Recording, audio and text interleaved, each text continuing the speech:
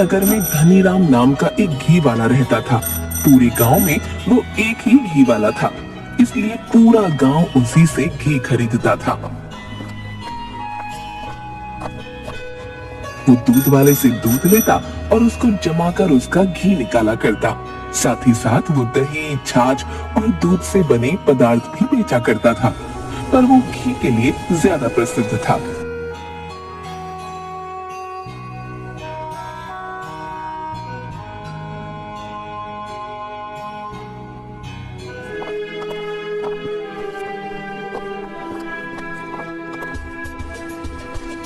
अरे सुखीराम, जल्दी जल्दी हाथ चला, बहुत सारा काम है अभी। इस दूध को जमाना भी है और उसके बाद इसमें से घी भी निकालना है। तुझे पता है ना कितना घी बिकता है मेरा? साहब, अभी दूध उबालने और ठंडा होने में वक्त लगेगा, घी तो कल ही निकल पाएगा। मुझे मत सिखा, तुझे मैंने ही सिखाया है काम करना।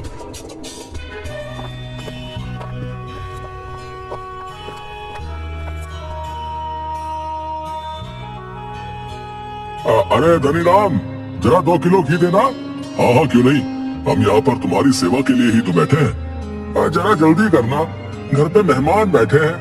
अच्छा, कौन आया है? अरे वो हमारी बिटिया को देखने वाले आए हैं, और कोई घी की दुकान तो है नहीं, आपकी ही दुकान है तो बस घी लेने आ गए। ये तो बहुत अच्छी बात है।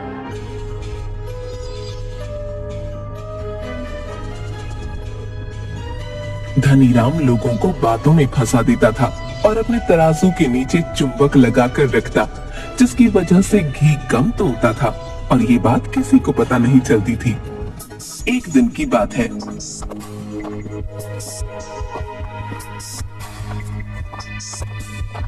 अंकल अंकल, मम्मी ने 2 किलो घी मंगाया है। तू छोटा सा है, 2 किलो घी संभाल कर ले जाइयो, गिरा मत दियो। आपको मैं छोटा सा लग रहा हूँ, पर मैं सारे काम कर लेता हूँ, मुझे 2 किलो घी दे दो। बच्चा समझदार था। धनीराम घी कम तोलता है और उड़ते उड़ते उसमें मक्खी गिर जाती है। जब बच्चा उस डिब्बे को पकड़ता है तो कहता है, अंकल, ये 2 किलो का डिब्बा है, ये तो पूरा भरा भी नहीं है। मैंने आपसे 2 किलो घी मांगा था, पर आपने ये कम तोला है। ये प्योर घी है, इसलिए ये तुझे कम दिख रहा है। पूरा 2 किलो है, तो अपने साइज के अनुसार बात किया कर। जितना है उतना ही दिमाग चलाया कर। इसमें तो मक्खी भी गिरी हुई है। अरे ये मक्खी कहाँ से आ गई? मैं ना कहता था, मेरा बनाया घी बिल्कुल शुद्ध होता है। देख, इसमें मक्खी गिरते ही मर गई, क्योंकि वो गंदी चीजें खाती है। इसको शुद्ध चीज हजम नहीं हुई। ला दे, मैं दूसरा घी दे देता हूँ। धनीराम उसको बातों में उलझाकर उस घी में से मक्खी निकालकर उसको सही करके दे देता है, जिससे बच्चा बहल जाता है और वो कम घी लेकर चला जाता है। वो ऐसे ही लोगों को बेवकूफ बनाया करता था। एक दिन उसी गांव की राधिका नाम की औरत धनीराम के पास आती है। राम राम जी धनीराम जी। आओ बहन जी आओ, कैसे आना हुआ? आपसे एक काम था। मेरे घर पे कल कुछ लोगों के लिए दावत है और पूजा भी रखवाई है, तो उसके लिए मुझे घी चाहिए। ये तो बहुत अच्छी बात है, आपने ईश्वर का नाम लेने की सोची। और रही घी की बात, तो उसके लिए तो हम बैठे हैं ना। आप जितना कहो उतना ले जाओ, बल्कि मैं आपके घर घी पहुंचा दूंगा, आप चिंता ना करो। ये तो बहुत ही उचित बात है भाई साहब, मैं तो काम में व्यस्त रहूंगी। आप ही मेरे घर 20 किलो घी पहुंचा देना। आप निश्चिंत होकर घर जाइए, मैं पहुंचाने आ जाऊंगा।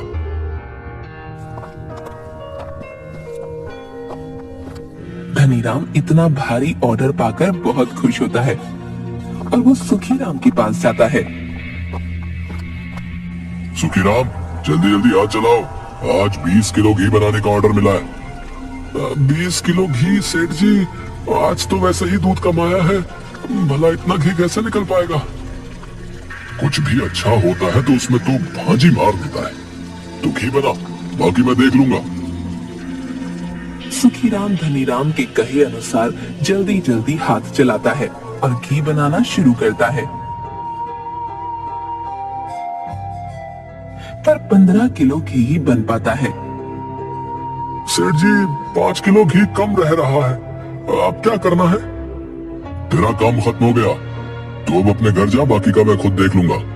ये घी राधिका के घर पहुंचाना है। मैं पहुंचा कर आता हूँ। पर ये तो केवल 15 किलो ही घी है। इसको 20 किलो घी बनाने की जिम्मेदारी मेरी है। तू जा यहाँ से।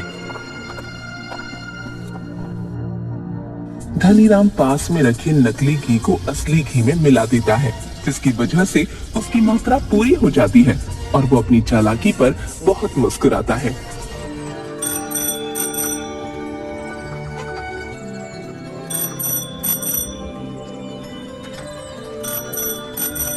और राधिका के घर घी लेकर पहुंच जाता है।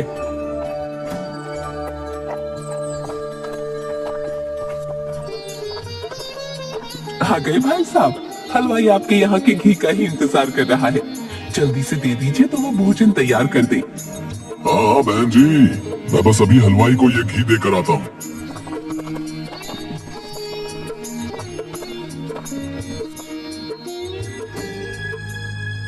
जब हलवाई उस घी को देखता है तो उसको कुछ शक होता है और वो धनीराम से कहता है, ये कैसा घी है?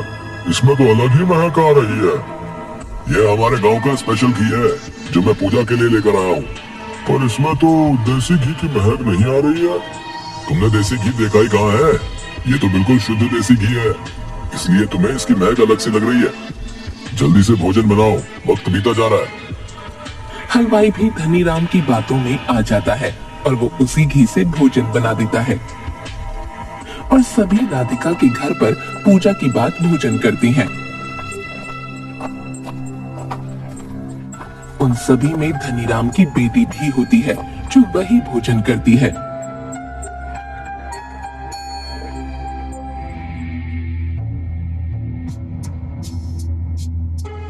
अरे हमारी बिटिया कहाँ है? वो अभी तक दिखी नहीं मुझे। मुझे कितना वक्त हो गया है आए हुए। वह राधिका के घर पर भोजन करने के लिए गई है, आती ही होगी। जैसे ही उसकी बेटी घर पर आती है तो वो उल्टियां करना शुरू कर देती है। उसकी ऐसी हालत देखकर धनीराम के पैरों तले जमीन खिसक जाती है। जब वो उसको अस्पताल लेकर भागता है तो देखता है कि गांव के ज्यादातर लोग बीमार पड़े हुए हैं। ना जाने इस राधिका ने कैसी दावत खिलाई है हमें। हमारी तो तबीयत ही खराब हो गई भैया। हमें इसको तो पुलिस के हवाले कर देना चाहिए। हाँ। नहीं नहीं, मैंने खाने में कुछ भी नहीं मिलाया। महाराज जी, आपने कैसा खाना बनाया था कि सभी लोग बीमार हो रहे हैं और मुझ पर आरोप लगा रहे हैं। बीबी जी, मैंने तो खाने में कुछ भी नहीं मिलाया, बल्कि पूरी ईमानदारी से खाना बनाया था। पर जब मैं खाना बना रहा था तो उसमें देसी घी की महक न आकर अलग सी महक आ रही थी, जैसे कि वो मिलावटी घी हो। मैंने धनीराम से कहा भी था, पर उसने मेरी एक भी नहीं मानी और मुझे बातों में उलझाकर यही घी थमा दिया। ये क्या किया धनीराम तुमने? घी में मिलावट कर दी और गांव के सभी लोग बीमार हो गए। तुम्हारी वजह से लोगों की जान पर बनाई है। तुम्हारे छोटे से लालच ने पूरे गांव को परेशानी में डाल दिया। धनीराम को अपनी गलती का एहसास हो गया था। वो अपनी बेटी को लेकर अस्पताल पहुंचता है, जहां पर बहुत मुश्किल से उसकी बेटी की तबीयत में सुधार हो पाता है और धीरे धीरे पूरे गांव के लोगों की भी तबीयत में सुधार आता है। वो अपनी गलती का पश्चाताप करने के लिए गांव वालों के सामने खड़ा हो जाता है। मुझे माफ कर दो। मेरी जरा सी लालच की वजह से आप लोगों की जान पर बनाई। मैंने कम पैसों में ज्यादा मुनाफा कमाने की सोची, पर यह तो बहुत घाटे का सौदा रहा। मुझे नहीं पता था कि मेरी इतनी छोटी सी नादानी इतनी भारी पड़ सकती है। तुम एक ही इस गांव में घी वाले हो, इसलिए सब तुम पर भरोसा करके तुमसे घी लेते हैं। कोई तुमसे मोल भाव नहीं करता और न ही तुम्हारी चालाकियों को देखता है। तुम कितना लालच करते हो ये सबको पता है, पर हर कोई मजबूरी में तुमसे घी खरीदता है और तुमने हम सबकी मजबूरी का फायदा उठाया। मैं जानता हूँ मेरी गलती माफी के लायक नहीं है, पर मैं आप सबसे हाथ जोड़कर माफी मांगता हूँ और एक मौका और मांगता हूँ कि आगे से ऐसी कोई भी गलती आपके सामने नहीं आएगी। पूरा गांव गुस्से में धनीराम को देख रहा था, पर उन्हीं में से एक बुजुर्ग सामने आता है और धनीराम से कहता है, देर आए दुरुस्त आए। गांव वालों, धनीराम को अपनी गलती का एहसास हो गया है और उसे इसकी सजा भी मिल गई है। हमें इसे एक मौका और देना चाहिए। हमें इसको माफ कर देना चाहिए।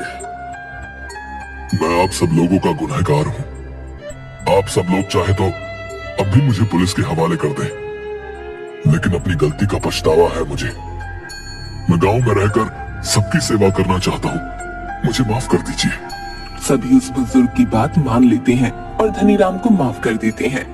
अब धनीराम पूरी ईमानदारी के साथ घी बेचा करता। अब फिर से हर कोई खुशी खुशी धनीराम से घी खरीदने के लिए आता और धनीराम की दुकान के आगे भीड़ लगी रहती। धनीराम अब लालच के बारे में सोचता भी नहीं था। न ही वो घी कम तोलता और न ही उसमें मिलावट करता। अब वो सच्चा और ईमानदार घी वाला बन गया था।